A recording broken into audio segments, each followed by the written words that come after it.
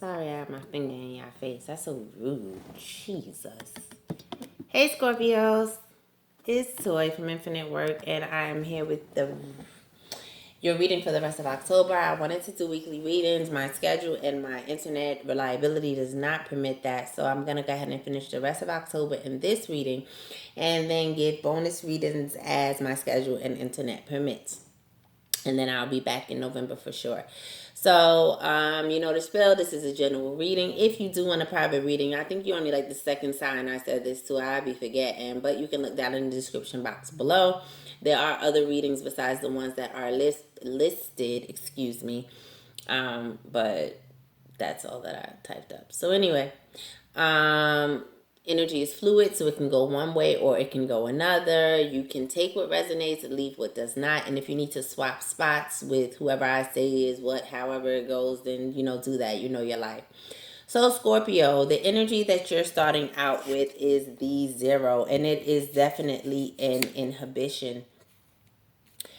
And you here have the 2, which is in solution. So I'm saying to myself, well, why are you having that 0 is all about being listless, and it's all about resignation. So basically, not really applying yourself in a situation anymore, feeling like fuck it, feeling like nah, you're not gonna do this or you're not gonna do that, like, you know what I mean?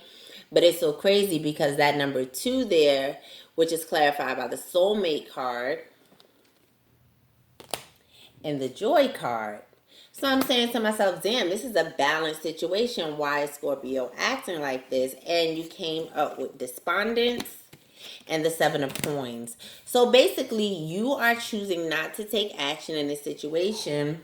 Not really feeling it. Some people may be actually like in a state where they're depressed, but others of you was just really not feeling it. And for what I could see, the reason why is because there seems to be some disagreement between you and your partner as to some type of change in direction or a move, a change of job situation, something like that.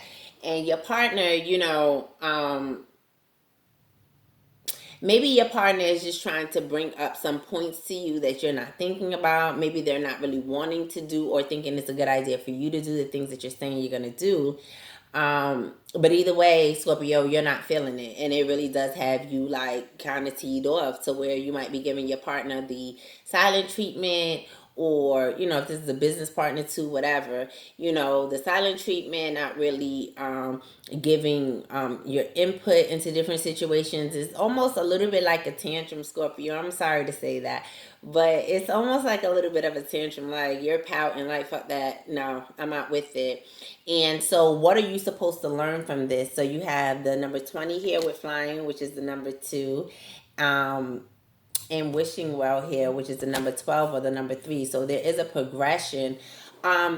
You know, so for what you're supposed to learn from this, I'm really feeling like this is calling you to see things from a wider perspective and understand that, first of all, whoever you're dealing with is just a great deal of joy in your life, brings a lot of growth to you. They might be saying no to you about whatever they're saying no to you about right now, but I don't think that the word no comes out this person's mouth too much when it comes to you. So you might want to take heed and also just look at what they're talking about and know that this person wants the best for you too. Spirit wants the best for you. You want the best for you. So I don't think that it's that your wish is not going to be fulfilled, but I think that it's going to take for you to come into a little bit of a growth out of your own comfort zone.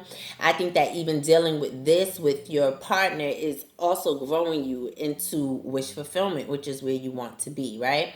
So let's talk directly and specifically about your romantic situation, because this doesn't have to be romance, but it just really is the feel that I'm getting. Let me try. If this was a job situation, and this might be a partnership or some type of group project at work, or at school, if you're in college or something like that, and you're wanting to do things a certain way, and they're like, no. Or you feel like you're carrying the brunt of it, or you want to invest more into it, or something about how you want to move and how you want to manifest something. And it's gaining resistance, but the place that it's gaining resistance from is not a bad place. Like, these are people, or this is a person that does in fact want the best for you, wants you to be happy, wants you to have growth. It's not like somebody's trying to block you. It's not like that. I think they're just speaking to you more about the way you're going about it and how to carry it on so that it's not so hard. You know what I mean?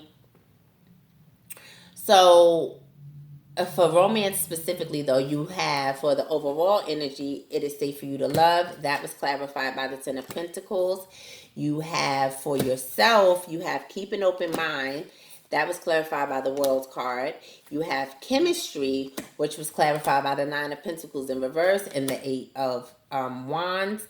And for your partner, they got retreat, clarified by the Seven of Wands. And so, okay, first of all, Scorpio, so you won. Okay, your partner is retreating. See, this whole thing is about the safety, or I don't want to say the safety of stability, because I'm not sure if that makes any sense, but like the promise of stability, the promise of a solid foundation. And I think your partner just wants to make sure that you're not being flighty. I think at the same time, you're really 10 toes down on this thing that you want to do, whether it's a move or some type of new job opportunity or something like that. And so you both are very passionate. You both have good intentions. And really just want to see everything stable and lucrative and productive for yourselves and your family, right? So that's a good thing, because that means that you're both on the same page, right? So even though you guys might be having different ways of getting there, or disagreements on how you guys are going to get there, that is the mutual energy. It's security. You know what I mean? It is wanting to know that everything is okay with you and your family and your partner. You know what I mean? So that's what your partner is wanting too. With you, with keep an open mind in the World card to clarify that, and then chemistry, Nine of Pentacles in the reverse, and the Eight of Wands. You're being a little bit bullheaded, Scorpio. Like, you're like, fuck that. You're not keeping an open mind. You're like, in the story, this is what I want to do. And I feel like it's even throwing off your chemistry, because like I said, I feel like you're throwing a little bit of a tantrum, maybe pouting around a little bit, maybe not being as loving or as this or as that as you usually are with your person. Putting kind of that pressure on them so they can know, like, no, this is how I want it. And with that retreat card there, with that Seven of Wands, you got it. Like, it's like they, it's like, all right, whatever. Like, they almost feel defeated though, within it, because it's just like, damn, you come on, man. Like, you just not trying to give. And then if I don't do exactly what you say, exactly how you say it, then I got to deal with this attitude shit. Like, it's craziness. You know what I mean? So the lesson that you got, that you have to learn in this, Scorpio, is coming to life with the number 29 or the number 11, and magic prayer with the number 32 or the number 5. So here I'm seeing that, yeah, you set an intention and you have something that you want to do. And you have ride the wave at the bottom of the deck with the number 14, which is the number 5 again. When you are partnering with somebody and you're trying to manifest something for yourself, Scorpio, and anybody else watching, cross watcher too, it's important that you understand the fluctuations that may have to take place because of the fact that you have a partner. When you're manifesting and someone other than you is within the realms of your manifestation, that is subject to some things, because there may be some conflict. There may be some time needed to align properly with not only what it is that you want, but make sure your partner is properly aligned with you and understand what's going on, and you understand what's going on, and so on and so forth. So I think that this is really teaching you how to be a little bit of a team player, and understanding that what you want is still coming about. You may need to, like I said, integrate a little bit more. This might even be something, that a dream that you had way before you ever met this person. But at the end of the day, now you're with this person. And that's not to say that, our dreams go to the wayside because we get into relationships. No, you can still have your dreams, but there may be a different way that you need to go about it once now someone else's life is integrated in yours, and what you do it affects them. You know what I mean? So it's not about putting away your joy, your love, your dreams. It's not about that. It's just about learning how to temper things, you know, how to use alchemy and, you know, mix and blend where you need to. And then also it's a need for you to really take a good look at this person, because this person actually really does love you, really does want the best for you, and really doesn't even have much of an ego when it comes to you, judging from the way they were treated, and just was like, all right, you know, you just doing the most. If this would make you happy, go ahead, fine, fucking do it, okay? Go ahead, okay? So let's look at your abundance. So in the past, you have moonlighting, and it says you can start working on your dream career part-time while keeping your other jobs to pay the bills. Soon, your dream career will take flight and fully support you. So this may be what you guys are talking about. Maybe you got an idea to do something that's a little bit unconventional. Maybe it's something that's not so stable. When you think about bills and stuff, it's like, is the money going to come in? But you're like, fuck this. I've been waiting for this. I want to do this. I want to do this, right? So here you are now in the present with the deservingness, and it says you are a beloved child of God, like everyone else, and you deserve to receive the support that will allow you to focus upon your divine life purpose. Even if you can't yet recognize your lovable qualities, trust that God and the angels can see how amazing you are. So with deservingness, also with that, Scorpio, it may be also putting you in a place where you're a little bit closed-minded, because you're like, yeah, I deserve this. If you love me, you would just support it. If you're standing in my way, you shouldn't do that. You know, that's not love. But understand that, or still understand, yes, you are deserving of it and you will get it. But you may need to be a little bit smoother in your communication of it with other people, mainly your partner. To be in a partnership and then to jump off and get an idea and be like, fuck that, I'm doing that regardless of how you feel about it, that can make someone really feel a fucking way. You know, you can feel really like discarded, or like, oh, so only when it's convenient for you do I have say so in what happens in our lives. Like, as soon as I'm not going along with something that you want, then it's fuck me. Like, that's very difficult for someone to swallow. So you really want to take your time and how you approach that, okay, Scorpio? And for the future, you have take a divinely guided chance. And it says, all positive change and success ventures involve a degree of risk, and you are ready to follow your divine guidance to new territories. As you leave behind that which is comfortable and familiar but no longer appropriate for you, you make room for new and more meaningful opportunities. And see, your partner already retreated. They already like, all right, cool, this is what you want to do, fine, this is what we'll do. You know, kiss them up for that, love them up for that. You know, man or woman, doesn't matter. Kiss and love them up from that. Make their favorite meal or something like that, for believing in you, you know, and not having an ego and trying to hold you back just for the sake of, oh, being right, or you was supposed to listen, or, you know, whatever fuck shit people like to say and do in situations like this. And I feel like you're going to move into your purpose, Scorpio. I feel like you're going to move into something that you're very passionate about. Move someplace that really holds a space in your heart. You know what I mean? And so, yeah, I feel like you're on the road to your purpose. Congratulations, Scorpio. So I asked, how can Scorpio come out of this very listless, resigned, despondent energy?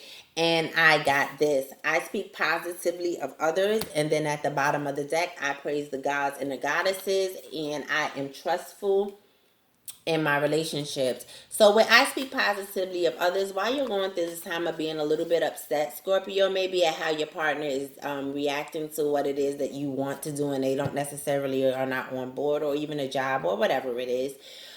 Careful how you speak. If you're venting to a friend, or if you're arguing with your partner, or you're trying to get your point across, you know, careful how you speak, because our words hold vibration. Our words hold the power of creation. Our words also hold a lot of weight when it comes to people that we love when we're talking about them. So you don't want to be hurtful. You don't want to have that hurtful energy and karma return back to you. And also, you don't want to speak so negatively and therefore like producing and reproducing that negativity to come out into the future.